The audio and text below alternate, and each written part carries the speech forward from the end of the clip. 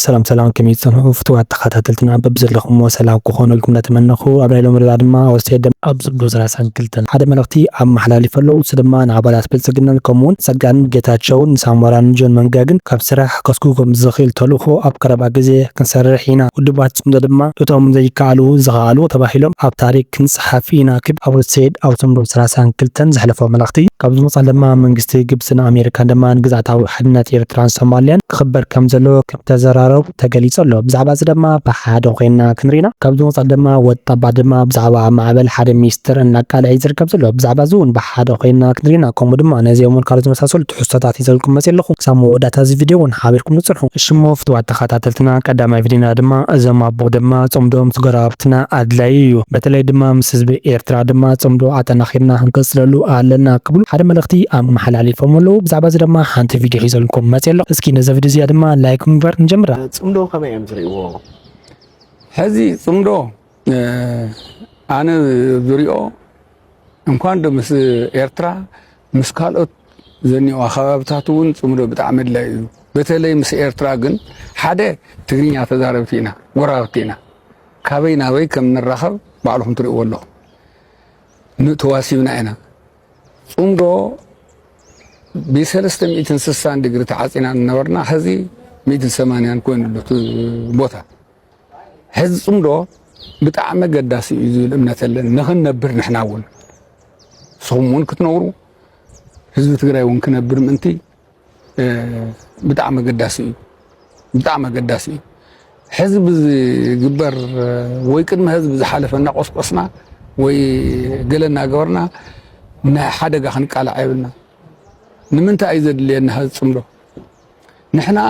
ኤርትራን نحናን ኮይና ካልኦት ምስ ጎራብቲ ሃገራት ውን ዘሎ ጽምዶ ክቅጽል ይኣምናን ጽምዶ ብጣዕሚ ገዳሲ እዩ ህዝቢ ኤርትራስ ምሳና ንሕና ጽምዶ መስራትና ብጣዕሚ ጠቃሚ ንኽልቲኡ ህዝቢ ብጣዕሚ ጠቃሚ እዩ ንኽልቲኡ ህዝቢ ክንነብር ከም ህዝቢ ክንነብር ብጣዕሚ ጠቃሚ እዩ ምክንያቱ ተተሓሲቡልና ዘሎ ንኣና በበይንተና ዘጥፍእ ስለዝኾነ ንኸይንጠፍእ صمدو بتاع مقداسي كابزون صال دما بتاع مزارب سلدما جنرال مقيب زعبا صارات درون تزارا وزرا بزعب فو دما حايل الدبيت عرس في حزا دما برهي ان عم حلالة فيزر كابزولو بزعبا دما حانت فيديو خيزالكم ماتين لخو اسكي نفتا فيديو كالفكم ناي قلن ناي منقستن ميدياتات بمولن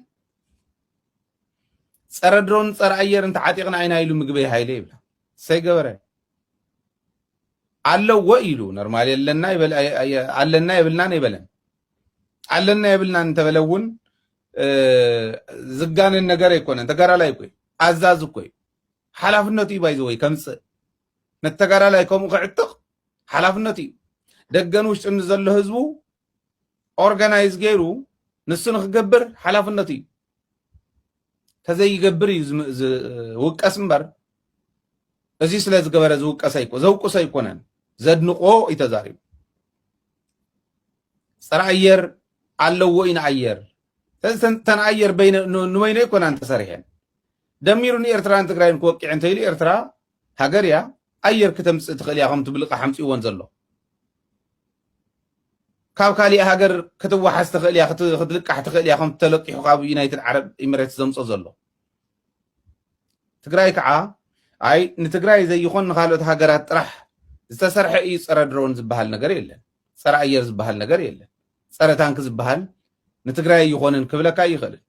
ስለዚህ ተሐቂ ይዛረብ ነይሩ ተዘሎ ትዕዳጋ ዘሎ ይዛረብ ነይሩ ኣብ ሜዳ ማንም ዝፈልጦ ይዛረብ ነይሩ ታንክ ሒዘ ክመጽእ እንተ ኢሉስ ፀረ ታንክ ኮሎ እዩ ታንኪ ኢልካ ዋላ እንተ ዝዛረብ ካምበርተን ታንክስ መንከሊና አየር ሒዘ ክመጽእ እንተ ኢሉስ ፀረ አየር ኮሎ እዩ ድሮን ሒዘ ክመጽእ እንተ ኢሉስ ፀረ ድሮን ኮሎ እዩ ይዝብል ነይሩ አሎ ይትክክል እዩ አለና ይበለን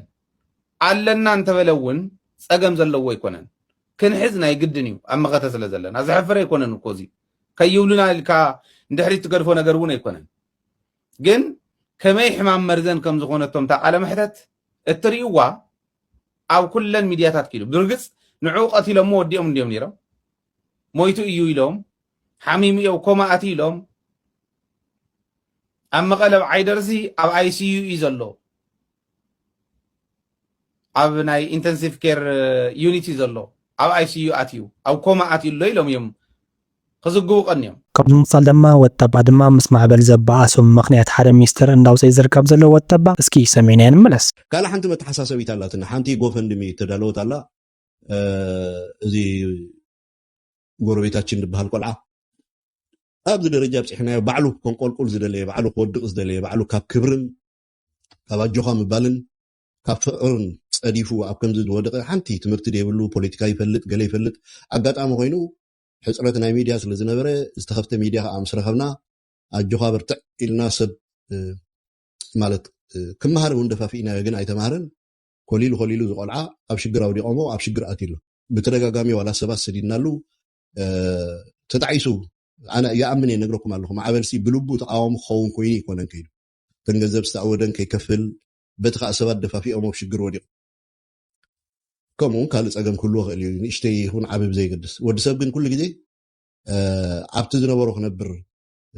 ዋላ እውን ኣነ ፈልጥ ብዙሓት ደቂ ኣንስትዮ ኤርትራውያን ናይ ወርሒ 150 ዶላር እንዳኸፈላ ንዓመት እንዳኸፈሉ ገለ እንዳኸፈሉ እቲ ሚድያ ክዓቢ ናብ ሳተላይት ክመፅእ ብዙሕ ገንዘብ ይወፅዎ ኣለና ወልቲ ሃገር ማዕበል ናተይ ይብል ኸውን እምበር ናይ ህዝቢ እዩ ስቲል ኣነ ናይ ህዝቢ ኢለ ድኣምን ምናልባት እቲ ፓስወርድ ገለመለ ምስኡ ስለ ዘሎ ድጨወየ መስሎ ኸውን ኣዘየ እንዶ ዘደይ ግን ክሕተተሉ እዩ ስለዚ ኣለና ወልቲ ሃገር ሕጂ እውን ናይ ህዝቢ እዩ ኣለና ወልቲ ሃገር ቅድሚ ሕጂ ናብ ሳተላይት ክድይብ ዘዋፅዎ ገንዘብ ኣበይ ከም ደሎ ክትሓትዎ ኣለኩም እምበር ተመሊስኩም ሕጂ ንሳተላይት ዝኸውን ገንዘብ በቲ ኢንጂነር ድብሎ ሓደ ሃላይ ኣሎ መደበርቲ ማዕበል ገለመለ ኢንጂነር ዲ ዋላ ሰሓብ ግመል ኣይፈልጥን ሓደ ጓሳ ስኢሉ ደንቆሮ ፍጹም ንወዲ ሰብ ናይ ሰብ ጓሳ ከማን ክኸውን ደይክእል ዋላ ትጉስነት ከማን ከም ሰብ ሞራል ዘይብሉ ዓሻ ኣብ ክንዲ ድመክር ትጋገለካ ክንዲ ዝብል ኣብ ሽግር ሒጂ ወዳእተወ ወዲ ጎፈንድሚ ከፊትና ኣለና ኣብ ሕሳበይ ኹም ተእትዎ ካብ ዝገርመኩም እቲ ናይ ጎፈንድሚ ገንዘብ ጀሚሩ ዘሎ ከባቢ 4,000 በፂሑስ እቲ 1,000 ባዕሉ እቲ መደበር ይኸፊልዎ እቲ ካልኣይ ከዓ 500 ማዕበል ይኸፊልዎ ማዕበል ኣማኢት ኣሽሓት ዶላር ይሰሪቑ ካብቲ ኣማኢት ኣሽሓት ዶላር ኣትሊስት ፍርቂ ናይ ሳተላይት ከማን ክኸፍል ነይርዎ ባዕሉ ካብቲ ዘለዎ ገንዘብ ኣጥፊኡ ወዲሎ ይፈልጥን ግን